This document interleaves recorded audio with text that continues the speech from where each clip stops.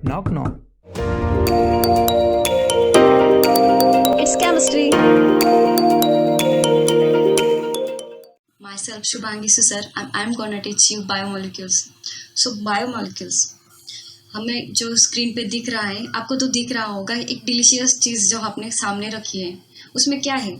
उसमें ही बायोमोलिक्यूल्स है। अब वो बायोमोलिक्यूल्स कौन से होते हैं, उसके एग्जाम्पल क्या है, वो हमें आज सीखना है। अब बायोमोलिक्यूल्स की बात की जाए तो हम कुछ भी जो फूड खाते हैं, राइट, उसमें तो कोई ना कोई कंटेंट होते हैं। वो जो कंटेंट होते हैं वही बायोमोलिक्यूल्स के तौर होते हैं। अब ये बायोमोलिक्यूल्स हम जब बॉडी में कंज्यूम करते हैं, हम खाते हैं, तो हमारे बॉडी में at a time various type of reaction होती है।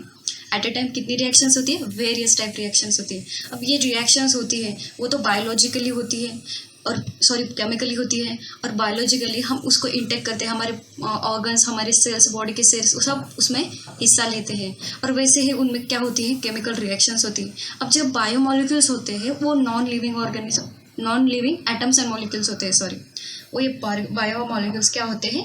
Non living atoms and biomolecules होते हैं। अब ये जो non living atoms and biomolecules होते हैं, जो कि हम बायोमोलिक्यूल्स के फॉर्म में कंज्यूम करते हैं, और जब उसमें जो केमिकल रिएक्शंस हमारे बॉडी में बनती है, ये जो स्टडी हम करते हैं वो डोमेन कहाँ से आता है? बायोकेमिस्ट्री से आता है ना। बायोकेमिस्ट्री से हम उससे सीखने वाले हैं। अब ये जो बायोकेमिस्ट्री के बायोमोलिक्यूल्स हम सीखेंगे उसके एग्जाम्पल देखते हैं। यहाँ पे देखा जाए तो कार्बोहाइड्रेट देख रहे हो, उसके बाद क्या है? Protein, nucleic acid, lipids, vitamin and mineral salt. अब जो हम आज समझने वाले हैं वो है कार्बोहाइड्रेट। अब कार्बोहाइड्रेट के बारे में हम सब कुछ जान लेंगे आज, कि कार्बोहाइड्रेट का मॉलिक्यूलर फॉर्मूला क्या होता है, वो कैसे होते हैं, उसके एग्जाम्पल क्या है, राइट। अब जो ये बायोमोलिक्यूल्स होते हैं उनका इंटरेक्शन होता है अपने खुद मॉलिक्यूल से, और उसका इंटरेक्शन होने के बाद जो लॉजिकल मॉलिक्यूलर उनका होता है, वो फंक्शन होता है, वो क्या होता है। अब कार्बोहाइड्रेट कंटेंट किस किस चीज़ों में होते हैं? अब हमें पता है कि हम कुछ चीज़ें खाते हैं, हम बोलते हैं कि हाँ मेरे डाइट में कार्ब से, मेरे डाइट में प्रोटीन से, वो कौन से चीज़ों में होता है थोड़ा बहुत तो हमें पता भी होता है। तो उसमें जो एग्जाम्पल के तौर पे लिया जाए तो केन शुगर में होता है। गन्ने का जूस पता है आपको, लेते तो सब है। कैसे होता है? वो स्वीट होता है, उसमें क्या होती है? शुगर होती है। ग्लूकोज भी आपको पता है, वेरियस फॉर्म में ग्लूकोज होता है। उस ग्लूकोज में भी क्या होता है? कार्बोहाइड्रेट होता है। स्टार्च में भी कार्बोहाइड्रेट्स होता है। अब ये कार्बोहाइड्रेट से उनको क्या बोला जाता है? सैकेराइड्स कहा जाता है। क्या बोला जाता है? सैकेराइड्स कहा जाता है। और सैक्रोन ये जो वर्ड है, ये ग्रीक वर्ड है, इसका मीनिंग होता है शुगर। इसका मीनिंग क्या होता है? शुगर होता है। इस सैक्रोन का मीनिंग शुगर होता है। तो सैकेराइड्स क्या होते हैं? सैकेराइड्स नथिंग बट शुगर होते हैं। अब शुगर के भी स्वीटनेस के बेसिस पे टू टाइप्स बन जाते हैं, वो शुगर एंड नॉन शुगर, वो हम आगे देखेंगे। अब जो डेफिनेशन की बात आती है, क्या बात आती है? कार्बोहाइड्रेट की। Carbohydrate, hydrates of carbon, hydrates of carbon, name में ही ये हो गई क्लासिक डेफिनेशन। यहाँ देखो इसका जनरल फॉर्मूला दिया गया है, ध्यान से देखो, इसको अच्छे से देखना। CxH2O, ये क्या है? जनरल फॉर्मूला है। अब यहाँ पे हम ग्लूकोज एग्जाम्पल के तौर पे ले रहे हैं। देखा, ग्लूकोज का मॉलिक्यूलर फॉर्मूला क्या है? C6H12O6। अब इसको इसमें पुट कर दो, क्या मिल रहा है? C6H2O6। अब यहाँ पे फॉर्मूला सेटिस्फाइड कर रहा है। अब नेक्स्ट ले लो एसिटिक एसिड, CH3COOH, ये क्या है? इसका मॉलिक्यूलर फॉर्मूला। इसको इस जनरल फॉर्मूला में पुट करो, क्या मिल रहा है? C2CH2। और मैं खुद को हाइड कर रही हूँ, आपको क्लियर दिखेगा, ये देखो C2H2O2। बट ये क्या हो रहा है? यहाँ पे तो कार्बोहाइड्रेट नहीं बोल रहा है ये। अब ये कैसे हो गया? अब सिमिलरली राइमोस को भी ले लो। राइमोस का फॉर्मूला क्या है? मॉलिक्यूलर फॉर्मूला क्या है? C6H12O5। वो ये कार्बोहाइड्रेट है। और इसको तो देखे C6H2O पुट करो, आप भी ट्राई करके देखो। 6 हाइड्रोजन कितने हैं? 12 है, और ऑक्सीजन तो 5 है। यहाँ पे तो 1 एक्स्ट्रा आ जा रहा है, तो ये सेटिस्फाइड हो रहा है? नहीं हो रहा है। तो फिर ये कार्बोहाइड्रेट कैसे हो गया? अब ये जो तीनों ही एग्जाम्पल में ग्लूकोज दोनों सेटिस्फाइड कर रहा है, वो कार्बोहाइड्रेट है, उसका फॉर्मूला भी सेम बैठ रहा है, फिट बैठ रहा है। और ये जो सेकेंड वाला एसिटिक एसिड है, ये फॉर्मूला में फिट बैठता है, फिर भी वो कार्बोहाइड्रेट नहीं है। राइमनोज का तो अलग ही बात है, उसका फॉर्मूला जो कार्बोहाइड्रेट है लेकिन उसका फॉर्मूला नहीं बैठ रहा है। तो ऐसे जो वेरिएशन आ गए, तो इससे हमें क्या निकालना पड़ा, हमें एक नई डेफिनेशन बनानी पड़ी। और नई डेफिनेशन के तौर पे हमें ये जानना है कि कार्बोहाइड्रेट कैसे डिफाइन किए गए। अब कार्बोहाइड्रेट कैसे डिफाइन किए गए, मेरे साथ ये डेफिनेशन पढ़ लो, मेरे साथ पढ़ लो। ऑप्टिकली एक्टिव जो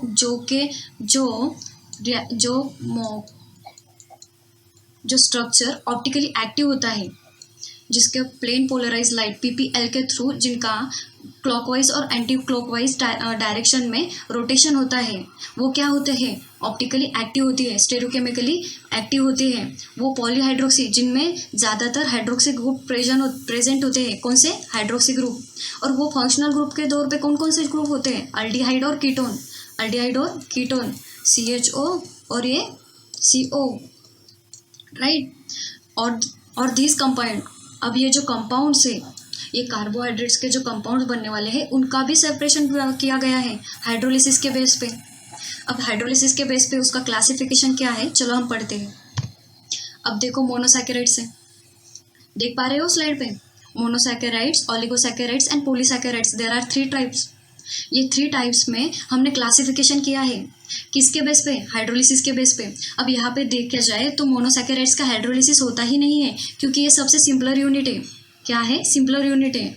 किसका, कार्बोहाइड्रेट का मोनोसैकेराइड सबसे सिंपलर यूनिट है। अब ये सिंपलर यूनिट कैसे होता है, ये आपको कैसे पता चलेगा, जब हम ओलिसैकेराइड्स को जानेंगे।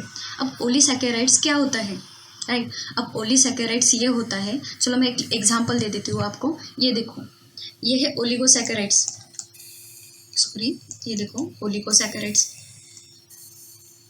ये ओलिगोसैकेराइड सुक्रोज है, और ये ग्लूकोज और ये फ्रुक्टोज क्या है, मोनोसैकेराइड्स। अरे ये मोनोसैकेराइड्स के कितने यूनिट हो गए, 1 और ये 2, तो ये क्या हो गया, ओलिगोसैकेराइड का डाइसैकेराइड्स। अब इसको ध्यान रखो, अब आपको ये पता चलेगा। मैंने क्या बोला था, मोनोसैकेराइड्स कौन थे, ग्लूकोज और फ्रुक्टोज। ओलिगोसैकेराइड क्या था, सुक्रोज था, है ना। तो जब 1 और 10 यूनिट ऑफ मोनोसैकेराइड्स, कितने, 2 to 10 मॉलिक्यूल्स ऑफ मोनोसैकेराइड्स जब कंबाइन होते हैं तो क्या बनता है, ओलिगोसैकेराइड्स बनता है। Oligosaccharides nothing but combination of monosaccharides. 2 to 10 unit जब हम मोनोसैकेराइड्स के लेते हैं तो क्या बनता है, ओलिगोसैकेराइड्स। और उनका भी फर्दर क्लासिफिकेशन किस बेसिस पे होता है, जितने यूनिट हम मोनोसैकेराइड्स के लेते हैं। जब मैंने बोला कि 2 यूनिट्स लिए तो क्या हुआ, डाइसैकेराइड्स हुआ। 3 यूनिट्स लिए तो क्या हुआ, ट्राइसैकेराइड्स हुआ। 4 यूनिट लिया तो क्या हुआ, टेट्रासैकेराइड्स लिया। डिपेंडिंग अपॉन दिस हम जब ज़्यादातर कॉमनली क्या स्टडी करते हैं, डाइसैकेराइड्स को स्टडी करते हैं, राइट। अब आगे आ जाऊँ, पॉलीसैकेराइड्स का क्या है, पॉलीसैकेराइड्स के तो मोनोसैकेराइड्स के यूनिट इससे भी ज़्यादा है, पर ये भी किससे फॉर्म होता है, मोनोसैकेराइड्स से ही फॉर्म होता है। यहाँ पे जब मोनोसैकेराइड्स का लार्ज नंबर ऑफ मोनोसैकेराइड्स होते हैं, यहाँ पे क्या, लार्ज नंबर ऑफ मोनोसैकेराइड्स। अब यहाँ पे स्टार्च पे देखा जाए तो हम स्टार्च में बहुत सारे ग्लूकोज पा सकते हैं, क्योंकि ग्लूकोज क्या है, मोनोसैकेराइड्स है। यहाँ पे हमें लार्ज नंबर ऑफ मोनोसैकेराइड्स मिलेंगे। स्टार्च में हमें क्या मिलेगा, large number of monosaccharides. Cellulose में भी हमें यूनिट मिल जाएंगे मोनोसैकेराइड्स के, ग्लाइकोजन में भी, गम में भी। ये जो एग्जाम्पल है, starch, cellulose, glycogen, gums etcetera what are the example of this, polysaccharides के एग्जाम्पल है। और ये पॉलीसैकेराइड्स किससे बनते हैं, मोनोसैकेराइड्स के लार्ज नंबर ऑफ मोनोसैकेराइड्स से। अब आगे आ जाओ, ये देखो यहाँ पे एक बात बताई गई है, polysaccharides are not sweet in taste. मैंने आपको बताया था कि शुगर की भी स्वीटनेस के टेस्ट पे दो क्लासिफाइड हो जाती है, एक है शुगर एंड नॉन शुगर। अब यहाँ पे जो हम बात करते हैं, जो कुछ शुगर आर स्वीट नहीं होती है, शुगर क्या होती है, स्वीट नहीं होती है, तो वो कौन से कैटेगरी में जाती है, नॉन शुगर में, राइट। अब यहाँ पे देखो, हमें मोनोसैकेराइड्स के जो एग्जाम्पल है वो है ग्लूकोज, फ्रुक्टोज और राइबोज। अब ये 20 मोनोसैकेराइड्स जो है हमें नेचुरली मिलते हैं, कितने, 20 मोनोसैकेराइड्स। अब आते हैं मोनोसैकेराइड्स को हम एक्सप्लेन करते हैं, मोनोसैकेराइड्स होता क्या है। अब मोनोसैकेराइड्स आ जाओ। मोनोसैकेराइड्स जो कि हमारा कार्बोहाइड्रेट का हाइड्रोलिसिस ना होने वाला पार्ट है। अब देखो मोनोसैकेराइड्स के फर्दर क्लासिफिकेशन होता है उनके कार्बन के एटम पर। कोई अल्डोज और कीटो, ये जो है अल्डिहाइड ग्रुप से अल्डोज बनता है और कीटोज ग्रुप से कीटो ग्रुप से कीटो बनता है। यहाँ पे देखो CO और यहाँ है CHO, राइट। अब जब यहाँ देखो तो हमें पता चलेगा अल्डो का मतलब क्या होता है, अल्डिहाइड, और कीटो का मतलब होता है कीटो, और ट्रायोस का मतलब क्या है, ये डिपेंड करता है number of atom, carbon atom, और OSC का मतलब होता है शुगर। हो गया क्लियर? ऑल टर्म आपको क्लियर हो गई? अब देखो कार्बन एटम 3 हो गए तो हमने क्या लिया, ट्राई। ओस का मतलब होता है शुगर, ट्रायोस, और अल्डिहाइड आ गया तो क्या बोलेगा, अल्डो ट्रायोस। कीटोन ग्रुप आ गया तो कीटो ट्रायोस। भैया यहाँ पे देखो कार्बन एटम के बेसिस पे आप जब कोई भी यूनिट लेते हो तो आपको जब बताया गया है कि 3 कार्बन यूनिट है तो आपके उनमें यहाँ पे गलती कर बैठोगे, आप पक्का गलती कर बैठोगे। यहाँ पे आप ध्यान से रखो कि अल्डिहाइड और कीटोन ग्रुप में ही खुद का एक कार्बन होता है, उसका खुद का कार्बनिक अवेलेबल होता है, जो कि हमें भूलना नहीं है। क्योंकि अल्डिहाइड में खुद, ये देखो उसका खुद का कार्बन है, कीटोन में भी है, ये कार्बन को भूलना नहीं, क्योंकि यहाँ पे अज्यूम किया हुआ है वो कार्बन। जब आपको कोई एग्जाम्पल देता है तो वो कार्बन को भी काउंट करना। तो यहाँ पे जब कार्बन एटम 3 है तो क्या है, ट्रायोस, अल्डिहाइड, अल्डोट्रायोस, कीटोन ग्रुप है कीटो ट्रायोस, एंड सो ऑन। आप फोर एटम कार्बन के एटम ले लो तो टेट्रोस आ जाएगा, अल्डिहाइड ग्रुप हो तो अल्डोटेट्रोस, कीटोन ग्रुप हो तो ketotetrose, like this. Moving on the next topic, glucose. अब ग्लूकोज क्या है, it is the monosaccharides of carbohydrate. Glucose क्या है, मोनोसैकेराइड ही है ना ग्लूकोज। तो ये ग्लूकोज हमें कहाँ मिलता है, तो ग्लूकोज ये हमें कंबाइन और फ्री स्टेट में मिलता है नेचर में। और इसका एग्जाम्पल कौन से है, फिर से ये देखो क्या क्या रखा हुआ है हमने यहाँ पे, ग्रेप्स है, हनी है, और ये स्वीट फ्रूट्स है। ये सब में क्या है, ग्लूकोज है। हम ग्लूकोज खाते हैं तभी तो हमें एनर्जी मिलती है। और इस ग्लूकोज का प्रिपरेशन कैसे करना है, इस सुक्रोज जो है केन शुगर, जो गन्ने का हमने देखा था, उसमें क्या होता है, कार्बोहाइड्रेट, और उससे हमें क्या निकालना है, मोनोसैकेराइड्स का यूनिट निकालना है, क्योंकि ये क्या है, डाइसैकेराइड्स से हमें मोनोसैकेराइड्स निकालना है। तो हमें ग्लूकोज कैसे फॉर्म करना है, क्योंकि ये तो सिंपलर यूनिट है, हमें सिंपलर यूनिट कैसे अवेलेबल होगा। अब कोई भी चीज़ हम खाते हैं तो हम कोई भी चीज़ मोनोसैकेराइड्स या मोनोसैकेराइड्स के फॉर्म में नहीं खाते हैं, उसको हम खाते हैं डाइसैकेराइड्स और पॉलीसैकेराइड्स के फॉर्म में। कोई भी चीज़ ले लो, जो हनी ले लो, शुगर केन ले लो, कोई भी ले लो, तो फिर हमारी बॉडी उसको ब्रेक डाउन करती है मोनोसैकेराइड्स की यूनिट में, हाइड्रोलिसिस के बेस पे उसको ब्रेक डाउन करने के बाद वो हम कंज्यूम कर सकते हैं, उसके बाद ही हम उसको सिंथेसाइज कर सकते हैं। इसलिए हम जब प्रिपरेशन करते हैं ग्लूकोज का तो क्या उसको हमें क्या लेना पड़ेगा, वहाँ पे हमें एक तो ओलिगोसैकेराइड्स लेना पड़ेगा और या तो पॉलीसैकेराइड्स लेना पड़ेगा, फिर हमें मोनोसैकेराइड्स की यूनिट मिलते हैं। अब यहाँ पे देखो प्रोसेस क्या है, बॉइलिंग करो, यहाँ पे H2O ऐड करो और HCl और H2O, डाइल्यूट HC और H2SO4 के एसिड के एज ए कैटलिस्ट यूज़ करो, और अल्कोहलिक सॉल्यूशन ऑफ ग्लूकोज और फ्रुक्टोज मिल जाएगा। और वो जो है इक्वल अमाउंट में, किस वजह से, H2O की वजह से। यहाँ पे उनका फॉर्मूला सेम हो गया, देखो C12 H2O, देखो हो गया। यहाँ पे हमें कितने मोनोसैकेराइड्स मिल गए, 2 मोनोसैकेराइड्स, ग्लूकोज और फ्रुक्टोज, दोनों के फॉर्मूले सेम है, राइट। और हम आगे फ्रॉम स्टार्च से हम उसको ग्लूकोज फॉर्मेशन करेंगे। अब स्टार्च से कैसे, मैंने बोला था स्टार्च में हमें बहुत सारे नंबर ऑफ ग्लूकोज मिलेंगे। कमर्शियली जब हमें कोई भी इंडस्ट्री या हमें ग्लूकोज को बहुत सारे क्वांटिटी में लेना होता है तो हम क्या करते हैं, उस टाइम पे हम ये फ्रॉम स्टार्च से हम ये प्रोसेस से हम ग्लूकोज निकालते हैं।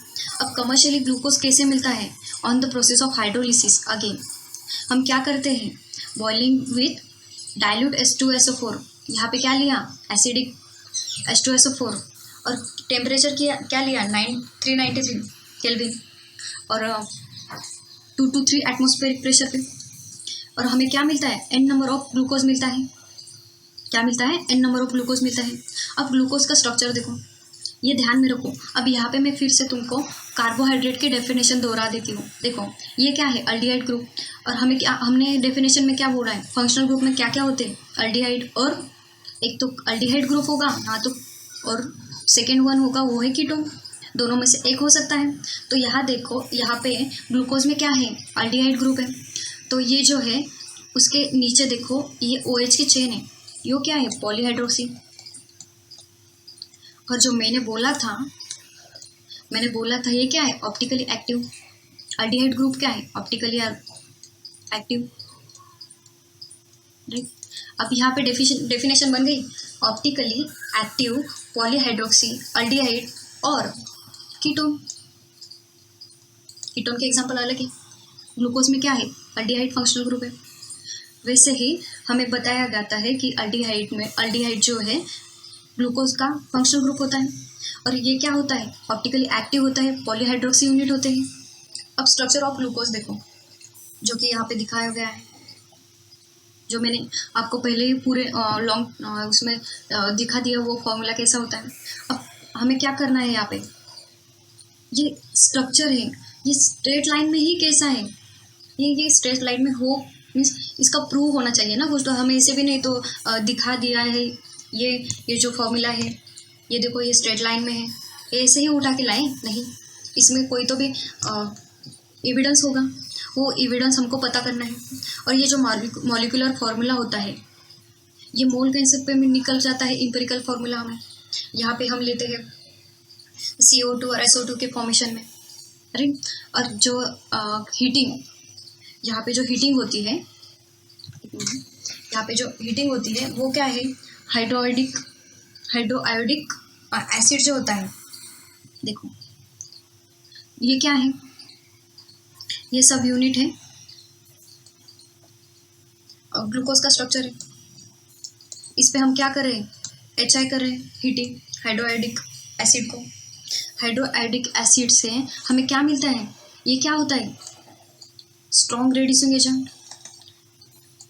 रेड्यूसिंग एजेंट क्या करता है, रेड्यूसिंग एजेंट करता है addition of hydrogen and removal of oxygen. तो फिर इस फॉर्मूले के ऑल ऑक्सीजन को निकाल देता है, और यहाँ पे क्या मिल जाती है हमें, ये देखो N हेक्सेन की 6 लॉन्ग चेन मिल जाती है, because of this HI, right. तो यहाँ पे प्रूव होता है, यहाँ पे क्या प्रूव होता है, that it contains long chain of N hexane. यहाँ पे क्या होता है, large chain of N hexane, क्योंकि ये क्या है, it is the monomer of many largest carbohydrate. यहाँ पे स्टार्च में सेल्यूलोज, राइट। ये क्या है, ऑर्गेनिक कंपाउंड है। इसका स्ट्रक्चर जो है ये प्रूव होता है। अब आगे आ जाओ, यहाँ पे देखो कि हमें क्या करना है, यहाँ पे हमें ये सोचना है कि जो कार्बोनिल ग्रुप है वो इस ग्लूकोज के स्ट्रक्चर में अवेलेबल है, उसका प्रेजेंस हमें कंफर्म करना है। अब वो कैसे करना है, सोचो। ये देखो ये क्या है, हाइड्रोक्साइलामाइन।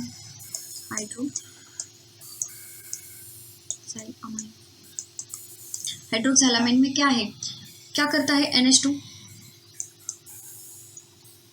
NH2 के हाइड्रोजन होते हैं, जो CHO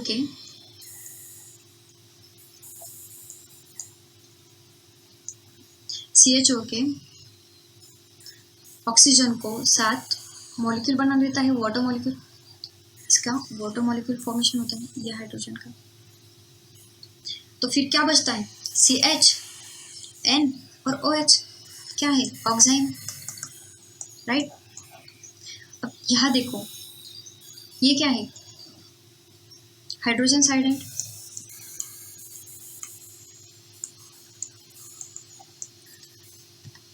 हाइड्रोजन साइनाइड है। अब ये क्या करने वाला है, ये जो इसका CN ग्रुप है, ये न्यूक्लियोफाइल है, तो ये क्या करेगा, CHO के हाइड्रोजन पे कार्बन पे अटैच करेगा। कार्बन पे अटैच करने के बाद क्या होगा, इसका बॉन्ड ब्रेक हो जाएगा, ऑक्सीजन पे चार्ज आएगा और ऑक्सीजन क्या करेगा, इसके हाइड्रोजन को अब्स्ट्रैक्ट कर लेगा। तो यहाँ पे क्या बनता है, यहाँ पे CN आ जाएगा, ये CH के साथ CN और इसके साथ क्या हाइड्रोजन अटैच हो गया ऑक्सीजन के साथ, ये तो OH। ये क्या बन गया हमारा, यहाँ पे क्या बन गया, यहाँ पे हमारा बन गया साइनोहाइड्रिन। क्या बन गया, साइनोहाइड्रिन। यहाँ पे साइनोहाइड्रिन बन गया। तो हमें ये यहाँ पे ये देखना है कि हाइड्रोजन साइनाइड से हमें साइनोहाइड्रिन मिल गया। तो यहाँ पे हमें ये कंफर्म हो गया कि यहाँ पे कार्बोनिल ग्रुप है। क्या है, फर्स्ट नंबर पे कार्बोनिल ग्रुप है, ये जो कार्बोनिल ग्रुप है अवेलेबल। अब हमें इसका और एक बात देखना है कि ये जो कार्बोनिल ग्रुप है वो अल्डिहाइड है। वी नो दैट ग्लूकोज में कार्बोनिल ग्रुप है, जो प्राइमरी जो कार्बन होता है उस पर क्या है, अल्डिहाइड ग्रुप प्रेजेंट है हमारा। तो ये अल्डिहाइड ग्रुप प्रेजेंट है, उसका भी तो हमें एक्सपेरिमेंट करके देखना होगा ना कि वो कैसे पता चला होगा हमें कि वही अल्डिहाइड ग्रुप है। तो हमने फिर ब्रोमीन वाटर लिया, राइट, हमने ब्रोमीन वाटर लिया और वो क्या है, ऑक्सीडाइजिंग एजेंट है, माइल्ड ऑक्सीडाइजिंग एजेंट है, ऑक्सीडाइजिंग एजेंट। वो ये माइल्ड ऑक्सीडाइजिंग एजेंट करता क्या है, तो ये करता है, ये जो अल्डिहाइड ग्रुप है उसको कार्बोक्सिलिक में, अल्डिहाइड ग्रुप को क्या करता है, कार्बोक्सिलिक में कन्वर्ट करता है। तो ये क्या है, ग्लूकोज है, ग्लूकोज को क्या किया, ग्लूकोनिक एसिड में कन्वर्ट किया, यहाँ पे ग्लूकोज को ग्लूकोनिक एसिड में कन्वर्ट किया। तो हमें ये यहाँ पे क्या पता चला, ये जो CHO ग्रुप, ये जो कार्बोनिल ग्रुप है वो क्या है, अल्डिहाइड है। यहाँ पे हमें पता चला, ये प्रूव हो गया। अब नेक्स्ट देखो, हमें क्या प्रूव करना है, यहाँ पे एसिटाइलेशन ऑफ ग्लूकोज करना है। ये जो ग्लूकोज है, ग्लूकोज का क्या करना है, एसिटाइलेशन करना है। हमें यहाँ पे ये देखना है कि ये जो OH है, ये जो OH है जो हर कार्बन पे अटैच है, वो कार्बन के डिफरेंट कार्बन पे अटैच है, राइट। हमें ये कैसे पता है, अब हम जब देखते हैं ये जो कार्बन पे अटैच होते हैं OH ग्रुप, हो सकता है यहाँ पे भी हो सकता है, ऐसा नहीं है ना। पर हमें ये कैसे पता है कि एक ही साइड में, तो इसके लिए हमने क्या किया, एसिटिक अनहाइड्राइड यूज़ किया। अब एसिटिक अनहाइड्राइड जब अल्कोहलिक हाइड्रोक्सी ग्रुप को, OH ग्रुप को रिएक्ट करता है तो क्या मिलता है हमें, ईस्टर फॉर्मेशन होता है, एसिड निकल जाता है। तो ये जो है ईस्टर फॉर्म हुआ OH के साथ, क्या हुआ, ईस्टर फॉर्म हो गया। तो यहाँ पे बताने वाली बात ये है कि जब एसिटिक अनहाइड्राइड जो कि CH3 C≡O CH3, इसके दोनों साइड में एसिडिक ग्रुप है, ये जब ROH के साथ मिलता है तो क्या बनता है, ईस्टर मिलता है, राइट, CH3O C≡O CH3, देखो मिल गया। यहाँ पे हमें ये पता चला कि हमारे जो OH ग्रुप है वो कितने हैं, 5 है, 5 OH ग्रुप। यहाँ पे कितने हो गए, पेंटा ईस्टर, राइट। तो इससे हमें ये पता चलता है कि OH ग्रुप 5 है, राइट। अल्डिहाइड ग्रुप 1 है, 1 अल्डिहाइड ग्रुप, 1 अल्डिहाइड ग्रुप है, 5 OH ग्रुप है। अब ये क्या है, ये डिफरेंट कार्बन पे अटैच है, और जब इनके ये डिफरेंट कार्बन पे अटैच होते हैं, जब इनका डिफरेंट कार्बन पे अटैच होते हैं तो क्या होता है, ये स्टेबल होते हैं। जब ये सेकेंडरी कार्बन होता तो क्या होता, इनकी स्टेबिलिटी कम होती। हमें पता है primary carbon, secondary carbon, tertiary carbon के बारे में। तो ये क्या है, इसका स्ट्रक्चर स्टेबल है। अब हमें ये पता लगाना है कि हमने जब देखा तो इसका सब मैंने जो बताया एसिटिल अनहाइड्राइड के केस में जो OH ग्रुप है 1 एक ही साइड पे लगा है। तो हमने यहाँ पे देखो सेकेंड कार्बन पे ये राइट साइड पे है और थर्ड कार्बन पे ये लेफ्ट साइड पे। तो ये स्टेरियोकेमिकली कैसे प्रूव हुआ, यहाँ पे फिशर प्रोजेक्शन आता है और ये हमें देखेंगे नेक्स्ट लेक्चर में। Thanks for watching.